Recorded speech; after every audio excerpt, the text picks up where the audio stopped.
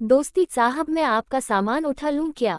साहिल अभी बस से उतरा ही था कि किसी की आवाज सुनकर चौंक गया। पीछे मुड़कर देखा तो एक उसकी ही उम्र का लड़का फटे पुराने कपड़े पहने उसके सामान की तरफ देख रहा था। साहिल ने उसे टालते हुए कहा, नहीं, मैं सामान खुद उठा लूंगा।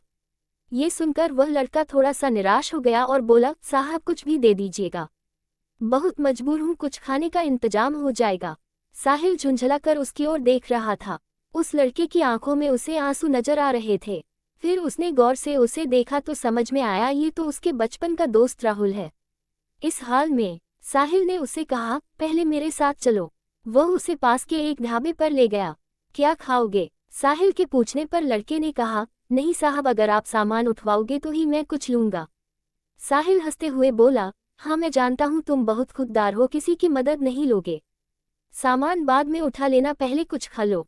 बैठो, मैं अभी आया। लड़का डरते डरते सामने पड़ी मेज कुर्सी पर बैठ गया। साहिल कुछ देर में आकर उसके सामने वाली कुर्सी पर बैठ जाता है। साहिल उससे पूछता है, तुम इस हाल में कैसे? मेरा मतलब है कुछ अपने बारे में बताओ। राहुल ने बताया, साहब मेरे पिता इसी गांव में एक किसान थे। गांव के जमींदार से कर्ज लेकर उन्होंने फसल लगाई थी, लेकिन सारी फसल खराब हो गई। कर्ज का ब्याज बढ़ता गया। जमींदार ने खेतों पर, बैलों पर और घर पर कब्जा कर लिया। पिताजी ये सब बर्दाश्त न कर सके और फांसी लगा ली। मैं तब छोटा था, कुछ दिन बाद माँ भी चल बसी। स्कूल जाना तो दूर, गांव में कोई काम न मिला, भूख ही मरने लगा। तब से जो भी काम मिलता है वह कर लेता हूँ। दोपहर को बस के आने पर कोई कोई सवारी सामान उठवा लेती है तो खाने का जुगाड़ हो जाता है। तभी खाना आ गया। खाना देखकर राहुल बोला, साहब ये तो बहुत महंगा होगा, मेरी मजदूरी तो बस 10 रुपये बनती है, ये सब मैं कैसे चुका पाऊंगा? साहिल हंसते हुए बोला, अभी मैं आया हूँ, वापस भी जाऊंगा, तब मेरी सामान उठा लेना। साहिल उसे जानबूझकर अपनी पहचान नहीं बता रहा था। उसे पता था अगर उसने ऐसा किया तो राहुल उससे मदद नहीं लेगा। राहुल बहुत भूखा था, वह जल्दी जल्दी खाना खाने लगा। इधर साहिल कुछ देर के लिए पुराने दिनों में खो गया। उस समय दोनों एक ही स्कूल में पढ़ते थे, दोनों साथ खेलते थे। राहुल पढ़ने में बहुत तेज था, उसमें और साहिल में हमेशा फर्स्ट आने की होड़ लगी रहती थी। साहिल के पिता उसी स्कूल में अध्यापक थे। साहिल के पिता का ट्रांसफर हो गया तो साहिल स्कूल छोड़कर शहर चला गया। आज वह कॉलेज में पढ़ता है। छुट्टियों में गांव के पुराने दोस्तों से मिलने चला आया। वैसे उसके चाचा भी इसी गांव में रहते हैं। साहिल को यह उम्मीद बिल्कुल नहीं थी कि उसका दोस्त उसे इस हाल में मिलेगा। साहिल अपने ही ख्यालों में खोया हुआ था, तभी राहुल ने उसे कहा, साहब मेरा खाना हो गया, चलिए आपका सामान उठा लेता हूँ। साहिल ने जवाब दिया, अभी चलते हैं, बैठो और कुछ अपने बारे में बताओ। आप कहाँ रहते हो और आगे क्या करोगे? राहुल ने जवाब दिया, साहब क्या करोगे मेरे बारे में जानकर? मेरे जैसे लोग ऐसे ही सड़क पर मजदूरी करते रहते हैं और एक दिन ऐसे ही मर जाते हैं। एक समय था, हमारे पास भी सब कुछ था, वो जो सामने आप स्कूल देख रहे हैं, मैं वहाँ पढ़ा करता था। साहिल बोला, अब पढ़ने का मन नहीं करता। राहुल बोला, साहब माता पिता का साया क्या होता है ये उनके जाने के बाद पता लगता है। मेरे पिता मुझे सरकारी अफसर बनाना चाहते थे। साहिल उसकी बातें गौर से सुन रहा था।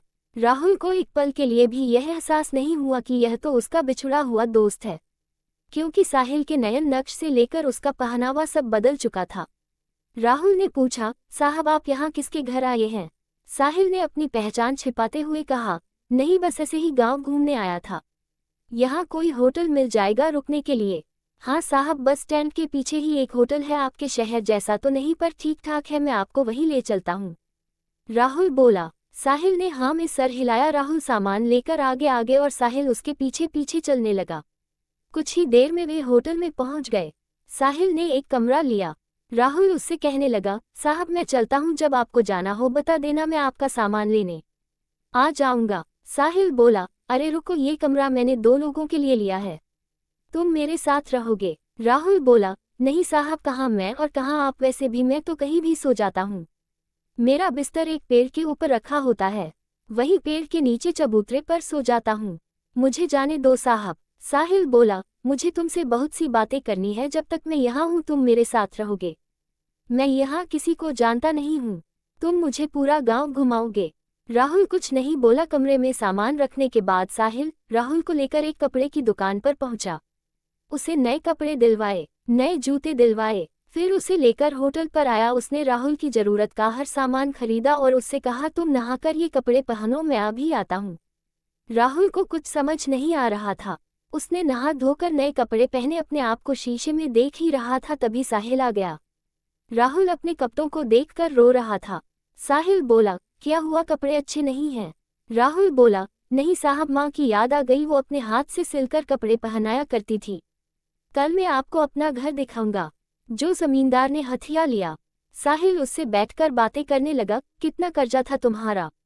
राहुल ने कहा, साहब सब मिलाकर 50-60 हजार था, अब तो 80-90 हजार हो गया होगा। काफी देर इधर उधर की बातें करने के बाद दोनों सो गए। सुबह साहिल राहुल को लेकर गांव घूमने गया। वहां राहुल ने अपना घर दिखाया जो बंद था। फिर वो उस पेड़ के नीचे ले गया जहां कल तक वह सोता था। राहुल बोला, साहब ये पेड़ ही मेरे माँ बाप है, मैं यही सोता हूँ। साहिल बोला, राहुल मैंने तुमसे झूठ बोला था, मैं गांव घूमने नहीं सिर्फ तुमसे मिलने आया था। ये सुनकर राहुल चौंक गया। साहिल ने बताया, मैं तुम्हारे बचपन का दोस्त साहिल हूँ। ये सुनकर राहुल गौर से साहिल के चेहरे को देखने लगा। उसे अब उसमें अपना दोस्त नजर आने लगा। उसकी आंखों से टप टप आंसू बह रहे थे। साहब आप, वह कुछ बोलता इससे पहले साहिल ने कहा, साहब नहीं, साहिल तुम्हारा दोस्त।